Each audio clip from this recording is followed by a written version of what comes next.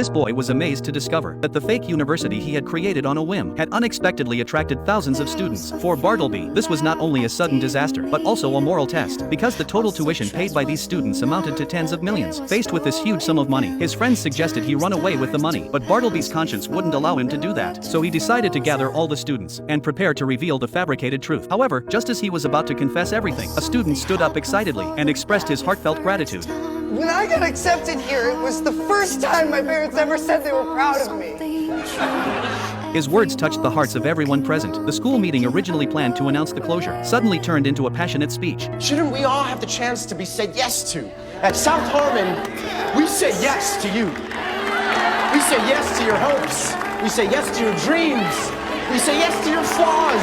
So welcome. Welcome to South Harmon Institute of Technology. And the origin of all this was that a few days earlier, Bartleby had received a list of college admissions. Many of his classmates had been accepted into their dream colleges, but he alone had not been accepted by any. On that unremarkable afternoon, he suddenly thought that since he couldn't get into a college, why not create one himself? So he put the acceptance letter into a photocopier and cleverly copied a school emblem in a different color, then gave the fake university a name. After making a few simple edits to the introduction, he successfully created a college acceptance letter. However, a single piece of paper wasn't enough to convince his father, so he contacted a friend who was good at programming and asked him to help create a fake university website. This cleverly resolved the crisis. His father believed it was a trustworthy institution and paid all the tuition in one lump sum. He even decided to accompany Bartleby to the school for registration. It was then that Bartleby realized he had fallen into an even deeper predicament, so he quickly gathered his friends to discuss a solution, hoping to find a place that could temporarily pass as his so-called university. They then arrived at an abandoned mental hospital. When they pushed open the dusty doors, they were met with a ruin in need of serious repair. With no other choice, they first tore down the outer fences and then gave the entire space a thorough cleaning. After several days of hard work, South Harmon Institute of Technology finally began to take shape. However, before the school even opened, Bartleby received a call from his father. His father still doubted the legitimacy of the school and insisted on meeting the school's principal in person. Bartleby tried to dissuade him multiple times, but this only made his father more convinced that something was fishy. Dinner's at 8. Wait, Dad, I can't talk. After hanging up the phone, Bartleby immediately informed everyone of the news. The top priority was to find someone to pose as the principal. At that moment, Red thought of his uncle. He had once been a senior professor at the nearby Harmon Institute of Technology, but was fired due to his eccentric personality. So Bartleby immediately asked him to return and play the role of the principal. Meanwhile, the other two used their connections from the arcade to recruit some volunteers to pose as students for Bartleby. Once everything was ready, Bartleby arrived at the makeshift campus with his parents. Seeing the beautiful campus and complete facilities, even his usually stern father couldn't help but show approval. He thought everything would be fine once his parents left. However, a bigger problem soon appeared. A rapid knock on the door suddenly broke the silence. Bartleby opened the door and found a boy standing outside. The boy claimed he was a new student reporting for enrollment. Oh, this is no longer a mental health facility. I'm so sorry we can't help you. Good luck to you, pal. I don't need a hospital. Okay.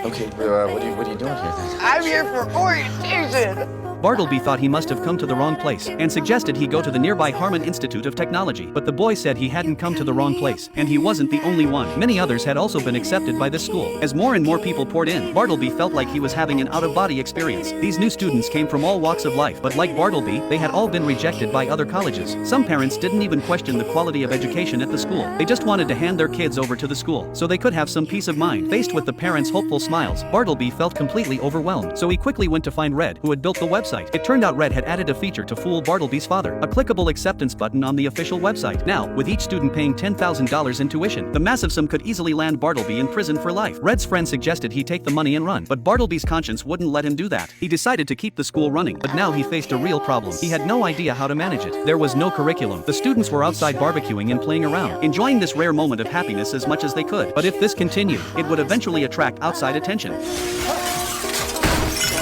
So Bartleby decided to learn how a real college operated and quietly snuck into the real Harmon Institute of Technology. But to his surprise, the college atmosphere wasn't vibrant or hopeful as he had imagined. The students who had fought hard to get in seemed to have lost their sense of direction. Some were sleeping in class, others were addicted to video games, and the professors seemed completely used to it. Some teachers didn't even lecture in person anymore. They just played pre-recorded lessons on a loop. So Bartleby turned to Red's uncle for guidance. His uncle got straight to the point about the nature of college. He believed college wasn't some untouchable institution. At its core, it was a service industry. Its purpose was to listen to the needs and ideas of students. Students didn't pay to be met with indifference and ridicule. They came seeking the experiences and knowledge they truly desired. Inspired by his uncle, Bartleby had a sudden realization, so he began asking each student for their input on course offerings. Most were initially confused. They were used to being told what to learn, but soon, a flood of different answers began to emerge. Some were passionate about rock music, others were into extreme sports, and some were fascinated by fashion design. Through these conversations, Bartleby discovered that everyone had their own unique interests, and wasn't the true purpose of education to discover and nurture those interests? So Bartleby decided to invest all the tuition money into what the students truly loved. He allocated resources based on each student's interests. For example, Dylan was passionate about food and cooking, so Bartleby used his tuition to build a fully equipped kitchen. Jack, a member of the track team, was actually obsessed with sculpture, so Bartleby bought him all the materials and tools he needed. For students who loved music, Bartleby built a stage and provided the necessary sound equipment. He encouraged students to write the courses they wanted to learn on the blackboard, and handed the power of learning back to the students themselves. This seemingly hands-off approach led to unexpected results. The students who once seemed aimless were no longer idle. They began pouring passion and effort into the fields they cared about. As time went on, the blank spaces on the blackboard gradually filled up.